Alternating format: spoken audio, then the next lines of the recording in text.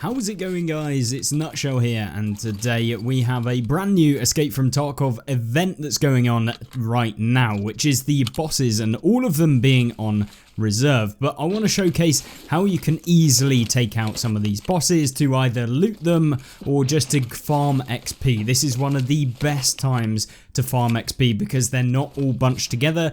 You're pretty much guaranteed to survive if you're using the setup that we are in this raid. And there are a couple alterations that you can do to the setup, and I'll leave that at the end of this video so you guys can have a look at exactly the setups that you can use to do it quite easily in the same sort of manner that we're doing in this video. Before we get into this video, I want to say a massive thank you to everyone that has subscribed and everyone that's been supporting the channel. I really do appreciate it. So if you aren't already subscribed and you want to see more Escape from Tarkov videos, then make sure that you do, because you'll be notified every single time that we upload, showing off some tips, tricks, guides, and just trying to put out the best content for you guys. And of course, your comments letting me know what you actually want to see next will be muchly appreciated, as it lets me know which things to focus on. And with that out of the way, let's take a look at how much XP you can farm from this new reserve boss event, and of course what you can do to make it super easy and be able to take out the bosses really effectively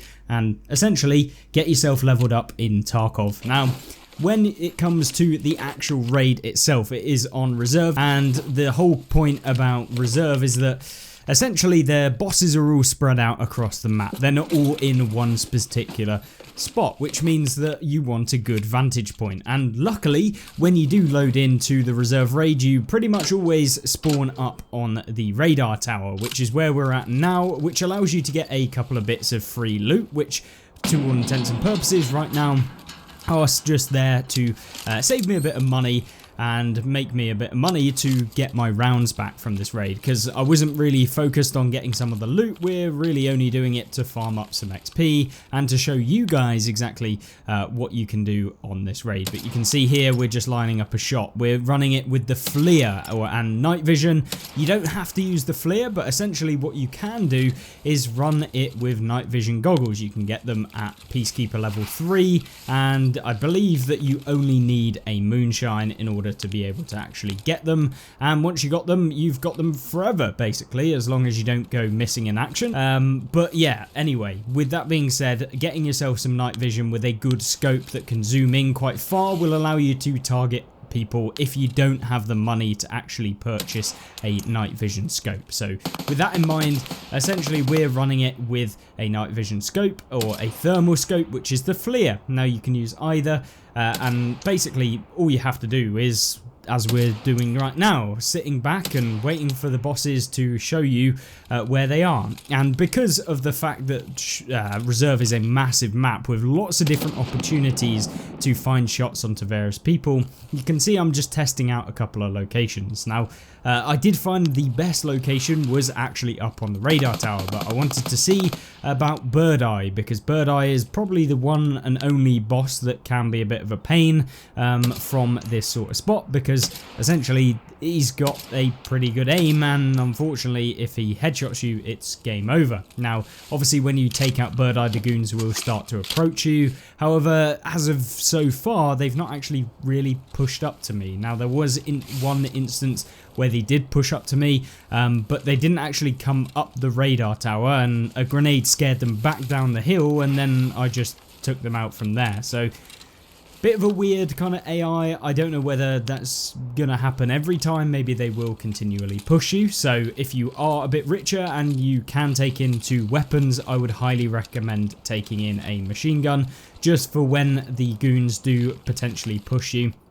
Now, we've come to like this kind of central location next to the grenade launcher that's up on the radar tower, and from here you can get a good shot down into the bottom. I'm just recovering aiming stam, and I thought I'd show you the whole raid because at the end of the day you guys want to see exactly what we did as we go. Now I could cut it down, and whether you will tell me that later on, whether you want some kind of me to cut down the videos, let me know in the comment section, and I'll do that in the future. But primarily I wanted to show you how exactly the raids went and what we did and how you can kind of do it too. So if you want to get XP for basically free, that's exactly what you can do. Now You can see here PMCs do spawn on the map, as well as scavs, as well as all of the bosses. So sometimes you'll take out PMCs, and as you go through you actually end up with a ridiculous amount of XP, and so that's exactly what we're going for. We're just going for XP in this one. Now once you've taken out quite a lot of the bosses, they pretty much all spawn somewhere in the courtyard area in the center of the map. Some will be down in a kind of D2 area or underground, but for the majority of them you're going to be able to take them out above ground in multiple different raids. So if you are wanting to farm the bosses for achievements or snowball or whatever you're trying to do, this is probably your best bet right now. Reserve is incredible to take out all of the bosses, and yeah, I found it to be really effective to actually do that. So we're getting some weird frame rate drops. I don't know why that was when we were actually recording, but it seemed to happen. So yeah, it is what it is. It does come back it is shortly, so it shouldn't be too much of an issue. But you see, we're now making our way up on top of the radar tower. Once we've taken out a few of the guys that are kind of around somewhat close to us down below, that's kind of where they are. That can be a bit of a problem. Now, I was playing with some horrible server. Now, that could be the reason. I'm pretty sure it is, because in the top right, we're getting some disconnection status. So, yeah, it's probably because we're playing on the Northeast / Central America server, which when you're trying to get into a raid at least somewhat decently quickly, it's about the only way. Now, hopefully later on down the line, that won't actually happen and we can kind of play how we want to play. But what you can see me doing here is we come right up to the top. Now you can see here is what looks like Bird Eye, and so getting him out the raid is going to be really nice. You see that there's a few of the goons. We actually have a round come flying next to us. I assumed that this was the goons, and the goons, obviously they're going to aggro you as soon as you take out one of their members, but in this raid in particular they didn't actually push up, so just be aware they can do that, but for the most part they probably aren't going to. But you can see we're just trying to actually get rid of some of these guys. Usually you'll know, and you can kind of center on where they are from this sort of location by if they run. If they run, you didn't headshot them, but you probably hit them or hit very close to them. Often the actual kind of level at which you're going to have to kind of hit them is not that far away, because at the end of the day, Reserve isn't a huge map when it comes to the locations where the bosses are, so you don't really have to worry too much. And so you see me here just kind of scanning the area, just trying to find out where they are. And it's all you really have to do when you've got a night vision scope, or at least a thermal scope, because yeah, they're literally out in the open, and most of the time you're going to see them through trees and stuff like that, and then you can kind of center on them and try and go for a couple of shots. Now, in terms of kind of what ammunition and how much ammunition you want to take, I typically would take 2 stacks of kind of M62, at least when we're using the SR25. Of course, you want your highest pen rounds, because some of the bosses, things like Tagilla, Killer, all of these, they're going to have super thick armor, and so you just want to be able to go through them. And with the right round, if you check, you can often one-tap the bosses in the head if you do pen them and they have enough damage. So you want to double check what the boss's hit points are to the head. They're usually around 80 to 81, something in that region. So if you can find yourself some actual ammo that can do 83 or above with these 7.62 rifles, then you can do really well, because you can just one tap them in the head. Sometimes it will just ricochet off, so you just got to be aware of that. But yeah, most of the time you want the highest pen ammo that you can, or at least level 4 pen, because most of them can go through a level 5 and 6 anyway, but they're just not that effective. So yeah, either way, what you can see me doing here is just going for pretty easy shots. It's really that simple, going from right to left on in the kind of actual radar tower. And once you've kind of taken out a few in the courtyard area, you can kind of come down to where we are now on the left-hand side. The only real place where you have to be a little bit careful is if they go down over straight directly in front of you. You can see we're just trying to get one of these PMCs. I assume that they're PMCs, not quite sure. The FLIR scope is a little bit buggy, to be honest. It's not terrible, but yeah, it can kind of refresh and it looks in a different kind of place to where you were aiming actually. So there is one negative to the FLIR.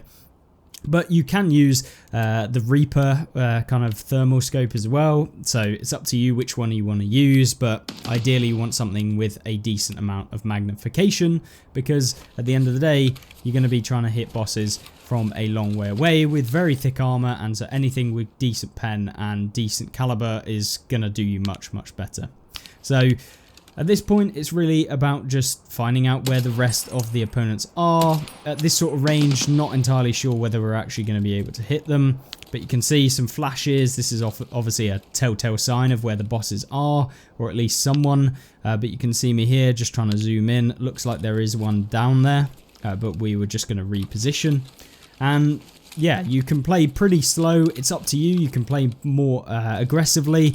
Once you've taken out most of the bosses, you can actually push down the hill. But when you do push down the hill, make sure that you at least have tried to take out Bird Eye, because he is going to be cracked. One thing to note though is we're playing on night raids, but you want to make sure that you are after 10 o'clock and before 5 o'clock in the morning. So by 5 o'clock in the morning, you want to make sure that the raid doesn't last until after 5 o'clock in the morning, because they will take you out. So just be aware of that one when you're deciding what you want to do. You can see here we're just going for some guards, I believe. They look like guards anyway, but it's difficult to see. But you can pretty much take out the entire kind of corridor and the central area next to the helicopter, which is where these guys are. And then you can always push in, and that works really well. It's worked well for me, and you're able to loot some of the guys that you take out, especially if they're down below, just to the left of where our scope is. They can often push up to there, and then if you take them out, you can go down there and just loot them really easily and freely. And the guy that we actually took out was Tagilla, I believe, who was down there. Make sure that, once again, you do have more ammunition than I did. In this raid, we only took 1.5, but you want to make sure that you're taking at least 2 stacks if you're going to be up here.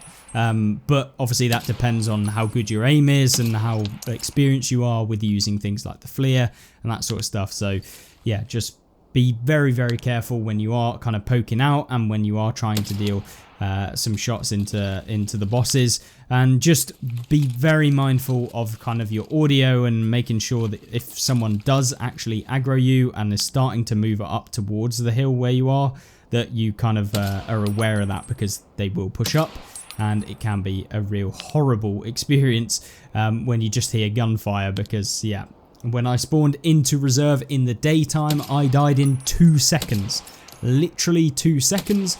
Because for some reason, it was a great idea to introduce Bird Eye on the building directly in front, and he could see me from spawn, and we got one tapped in the head within 2 seconds of the raid beginning.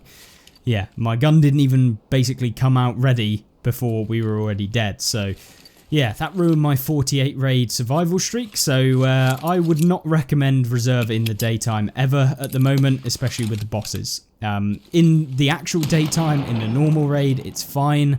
But yeah, you probably don't want to be running reserve in the day right now, because it is horrific to experience. But as you saw, I'm pretty sure that we can just speed up this kind of game clip now, and you can see exactly what we did towards the end. It was literally just a case of farming everyone and everything and just taking out multiple people all in one go. Of course, when it comes to, does it actually make you the XP that you're hoping for? Is it better than the Shoreline event for XP? Is it easier? It 100% is easier than the Shoreline event. So it's an easier way to do Snowball and essentially do all of your other quests to take out some of the bosses. It seriously is not a better time to actually jump in and play when you're trying to take out some of these bosses. So with that being said, hopefully you enjoyed at least the kind of gameplay portion. We'll jump over to the actual setup and the sort of equipment that you can use. So, as I said, you can actually pick up the night vision scope from Peacekeeper level 3. So if you've managed to make your way up to Peacekeeper level 3, which shouldn't be too difficult, you should be able to pick up the night vision goggles. You can either do the barter for the moonshine, or you can do a barter for some dog tags if you've got them. And then you've obviously can buy them for $1,400, which is down to you whether you'd want to spend that on actually picking these ones up. But I highly recommend, if you're going to do it, you do it in the night time, you do it with night vision goggles, and of course take out some of the bosses with a long range weapon, at least the goons anyway, and then you push down into the buildings, and then you can basically farm up the bosses as they push you in the buildings in more of a close quarters engagement. But with that being said, there's obviously a couple of other bits and bobs that you can use when it comes to the game. Obviously you want to pick up yourself a flare if possible, which you can get from Mechanic, and Mechanic I believe will cost you or has a barter trade which costs 2 iridium, which are about 50k right now, with 2 MGTs which costs about 50k, so 200k right there, and then an MCB right there. You have to have 2 of those or 3 of them, so you're probably looking in the region about 300k for a flare, which is very, very cheap. And you should be able to pick those up quite easily. Of course, that depends on your trader level. You can obviously do a barter, which is going to be more expensive, and kind of this one's like one of the cheapest that you can get. Me, myself, I've already got a ton of flares from the Shoreline event, so not a problem with that. But I highly recommend picking up a flare as soon as you can, whatever it is, because you're going to use it all of the time on a variety of different raids, whether that be Lighthouse if you're trying to farm the road camp, which we've got a video on. If you want to see the night raid on Lighthouse, making it super, super simple, you can have a look at that video, and just making sure that you've ensured the flare is going to get it back every single raid. As long as A, your mates don't nick it in a raid, or B, you don't go missing in action. So as long as you don't do either of those, your insurance is going to come back with the flare. So yeah, it's definitely an investment, and it's worth doing 100% of the time. In my opinion, it's a kind of staple of being able to use it, whether it's the flare or the Reaper. It just depends on which one you have. And of course, it's down to you whether you prefer one over the other or whatever it might be. Then, of course, when it comes to the gear, you want to make sure that you got a helmet that you can put your night vision on, because, yeah, but you don't want to be putting it on a trash piece of headgear. I mean, it doesn't matter entirely, considering that this is quite long range sort of engagement, so it's not as bad. But yeah, we typically use the Bastion, and yeah, it's just a super simple level 4 with a high ricochet chance, and it just works really well. Headsets, just down to you. I mean, for this sort of raid, all you need is to be able to know if the goons are pushing you, because that's pretty much the only threat that you've got. And then, yeah, your weapon, having something with decent distance, with good accuracy, it's going to be really, really well. You can use an SVDS, you can use an SR25, you can use a G28, you can use any of the sniper rifles with a decent scope. If you're using it just with the night vision, you don't have to use the flare, you can just use the night vision and a good scope that has decent zoom, and you can kind of find the bosses that way. It's probably easier to hit them as well, because the flare is a bit of a kind of scuffed scope in terms of being able to reliably see where your shells are going or rounds are going. But yeah, either way, it works really well. If you use either of those, you could potentially use the flare just simply to spot where the opponents are and the bosses, and then you can swap to the actual scope and take them out that way with the night vision actually pulled down. If you're wondering how do you actually activate your night vision, you can either do it using the flip down by right clicking here. Usually you want to start with it actually flipped down so you can see during the beginning of the raid, and then when you're kind of ready to fire, you just flip it up using N in game. So that is the default kind of keybind, it's N. So yeah, once you get in the game, you want to find out where you are using the actual flip down goggles, press N, then you'll be able to see where you need to go. And then that's it. That's pretty much that. Of course, when it comes to extracting, you want to be able to have a Red Rebel. Red Rebel is super, super important if you want to be able to survive the raids, because unless you want to actually make your way down and kind of through all of the D2 tunnels, which you can do. It's not too difficult, but at the same time, it's a lot safer to just literally go from behind you. It's super simple and it's better for farming XP because you're not wasting time traveling all around. The Red Rebel is super cheap as well. It's literally 1.3 million, so it shouldn't cost everyone too much. A paracord is not a consumable item, just as long as you've got it in your actual kind of ass, then you're going to be able to pay 200k. So 1.5 million to guarantee yourself the ability to get out. Definitely worth it.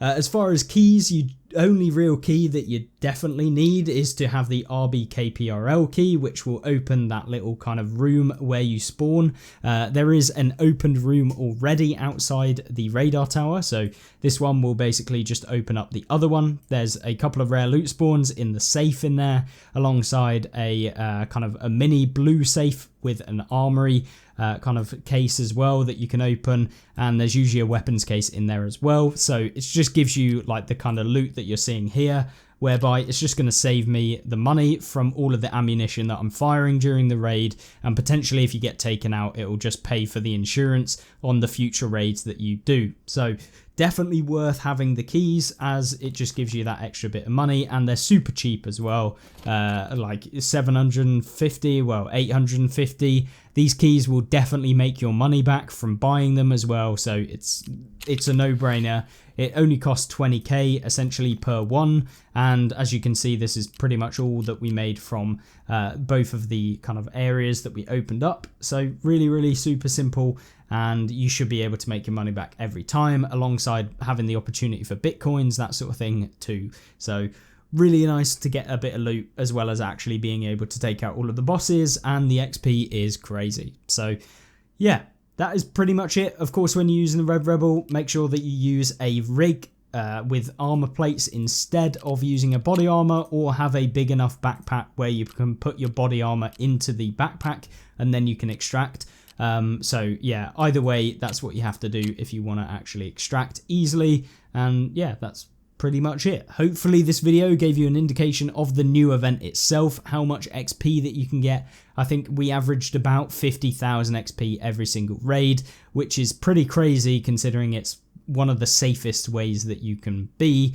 And yeah, take out some of those tasks as well and go for the snowball achievement that you can get in the game too. So yeah, we've only got a few more that we need to actually take out, which is Killer, Glukar, Rashala, Knight, and that is it, I believe.